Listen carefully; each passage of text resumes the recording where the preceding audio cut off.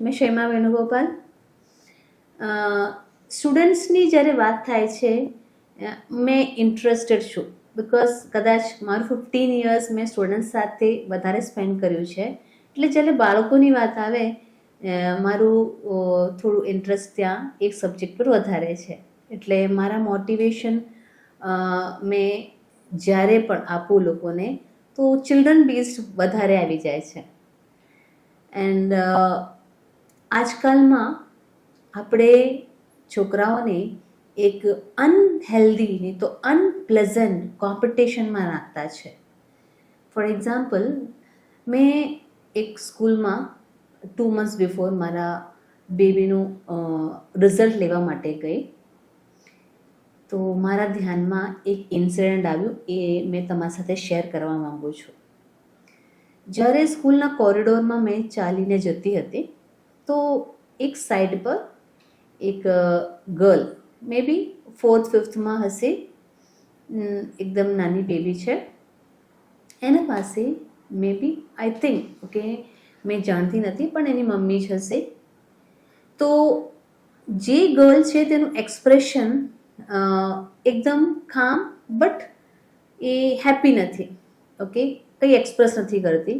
At the same time એની mummy જે છે એની પાસે છે, એમનો હાથ આ ગર્લના અંડરઆર્મ પાસે છે. ઓકે, એક ગ્લાન્સમાં આપણને ખ્યાલ નહીં આવે કે ત્યાં શું થતું છે. આપણને ખાલી એ મમ્મી એ ગર્લ સાથે વાત કરતા જ આપણને દેખાય, બટ વેન આઈ નોટિસ્ડ એ એને હર્ટ કરતા છે. ઓકે, કદાચ રિઝલ્ટ સારું નથી આવ્યું, કેમ કે એ એક્સપ્રેસ નથી કરતી, રડી નથી શકતી, તો એ એવી જ ઊભી રહે છે, પણ મમ્મીનું પનિશમેન્ટ એ સફર કરતી છે. તો મને જાણવું છે, પ્લીઝ કોમેન્ટમાં નાખજો કે શું આ રાઈટ છે. ઓકે, આપણું રાઈટ છે કે આપણે આપણા છોકરાઓને ગાઈડ કરીએ, બટ તમે આ હર્ટ કરવાથી બાળકનું પ્રોગ્રેસ થશે. આ જ દિવસે મેં 2 પેરેન્ટ્સને, કપલ્સ, દર એક ટીચર પાસે જઈને કહેતા હતા કે મારા છોકરાઓને બરાબર પનિશમેન્ટ આપજો.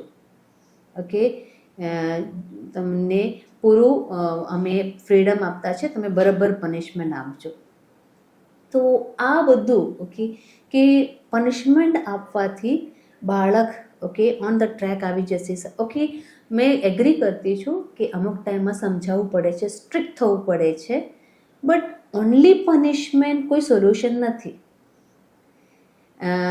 આ એક વાત દરેક પેરેન્ટ સમજે તો એ લોકો તમારા પોતાના ને તો એ લોકોના પોતાના બચ્ચાઓનું ફ્રેન્ડ બની જશે. જ્યાં સુધી આપણે એ લોકો સાથે ફ્રેન્ડલી નથી, એ લોકોને આપણે સમજી નહીં શકીએ. એટલે પ્લીઝ ટ્રાય કરજો કે તમે તમારા બાળકને સારી રીતે સમજી શકો. So with peace, you and me.